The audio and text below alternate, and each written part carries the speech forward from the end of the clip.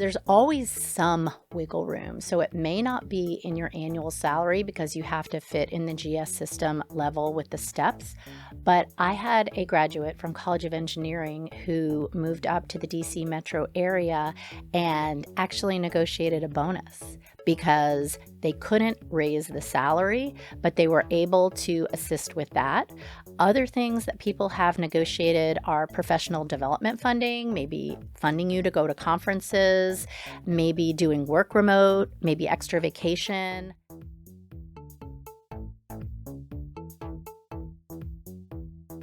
Welcome everyone to our new episode today. I'm Luca and I'm joined by the one and only, the hostess with the mostest, Marcy. How are you doing today? Luca, today could not be better. I have recently added a new grandbaby to the family. I really personally didn't do it, but I did get to be in the labor and delivery room while my daughter did the work. And I will say I am joyful. I am full of gratitude today. Well, congratulations, Marcy. I'm so happy that you could experience that. Today we're going to be talking about salary negotiations. So why negotiate your salary at all? Why not just be happy with what you have?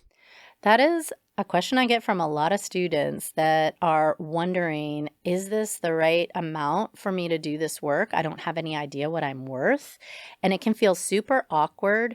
But if you don't negotiate, you're leaving money or maybe even benefits on the table. And a lot of folks are surprised that employers actually expect you to not just take what they offer you, but it shows that you're confident, that you're prepared, and you're aware of your value. And remember, it's not just about the number, it's about the entire package when you negotiate. That's interesting. And I like that you mentioned the entire package. What other things could you research when it comes to salary negotiations? Yeah, there's so many things. And a lot of people focus only on that bottom line, the annual salary.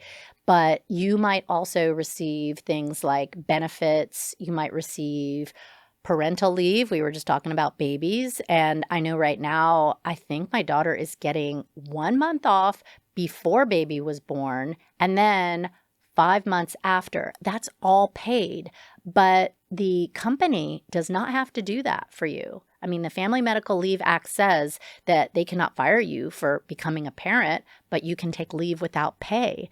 So when you're accepting an offer, you should think of all of those things and do your research.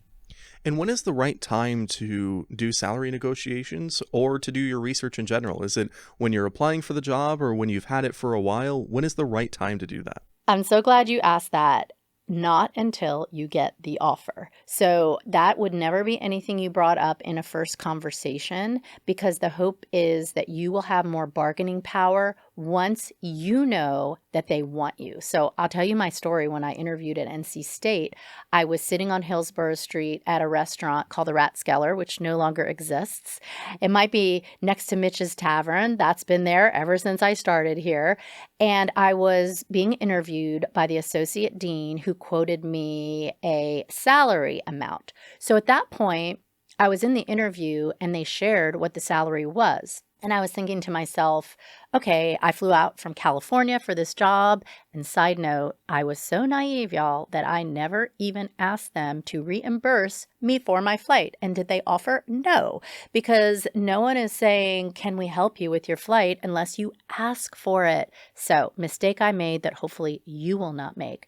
So when he said the amount, I said, that's lower than I expected. And I'll never forget this person who I'm referencing as my would-be boss, who eventually became chancellor, side note, said to me, I don't want salary to be a reason you don't take this offer. So imagine how I felt then. Yeah, that's a really powerful line. Yeah, I feel like now I have negotiating power. So either wait for them to bring it up first or wait till you get the offer. I like that you mentioned waiting until you get the offer to really start negotiating, but I see when I'm looking for internships and looking for new employment positions, there's always that little line there that says expected salary. What kinds of things should I keep in mind or research when it comes to that? I hate that line, and I will tell everyone who asks me that question, do not write anything in that box because you will hear different people say different things. A recruiter might say, well, we don't want to waste our time on you, Luca. If you're expecting to make 90,000 a year and ours position starts at 70,000 a year, so we're not even going to interview you. But truth be told, I have never, and I've worked in 30 years with hiring managers, I've interacted with them at National Association meetings. I have never heard a hiring manager say, if you leave that blank, you are not considered for the opportunity, because I think they know that you're being savvy and you want them to bring it up first.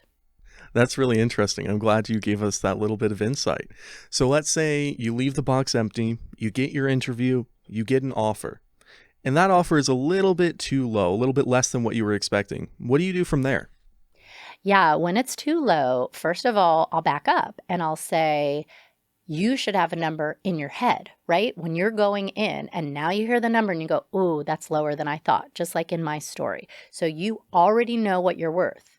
So to find that out, you look that up on places like Glassdoor, PayScale, the National Association of Colleges and Employers, and even NC State has a salary database by department based on people who have graduated and completed the survey and shared what their starting salary is based on the department that they studied in here.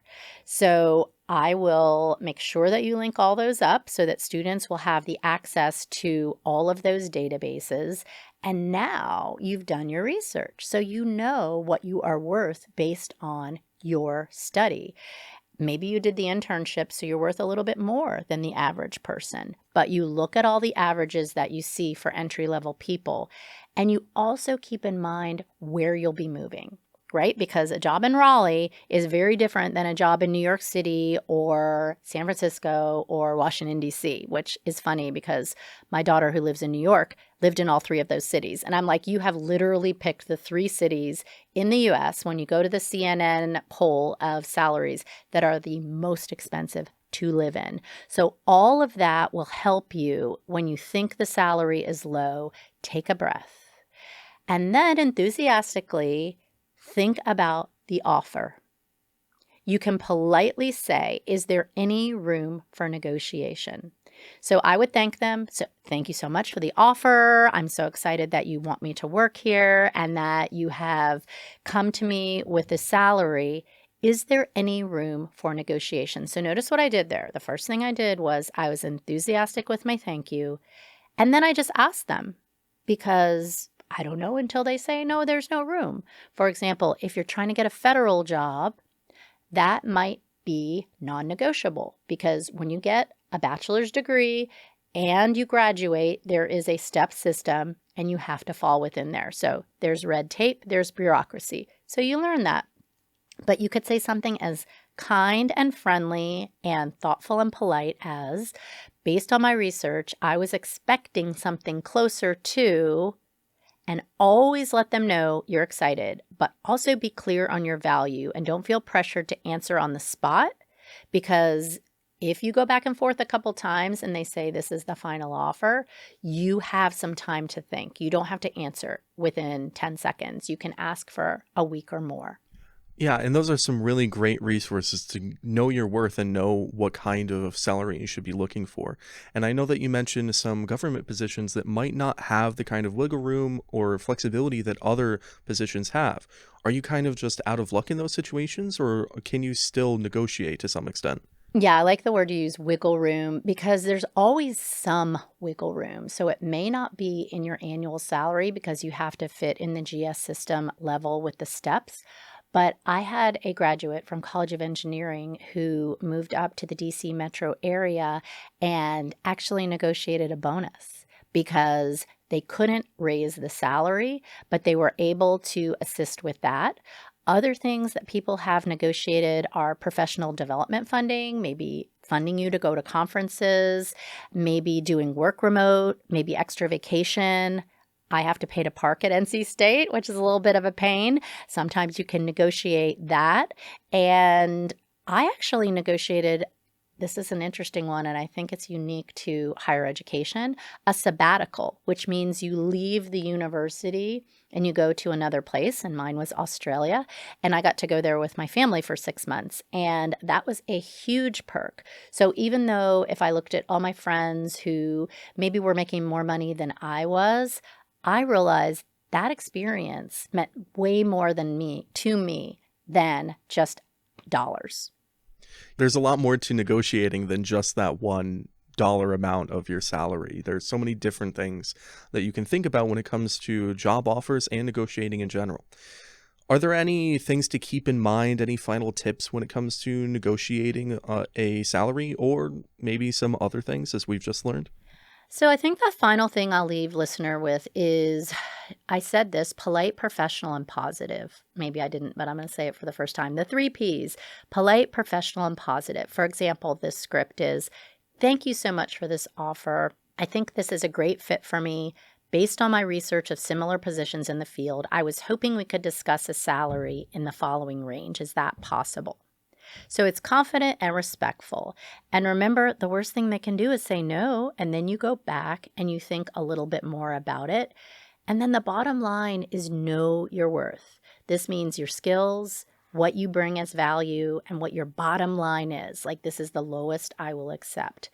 Don't negotiate just to negotiate. I had one student who told me the amount they got offered when he came out with his degree from NC State.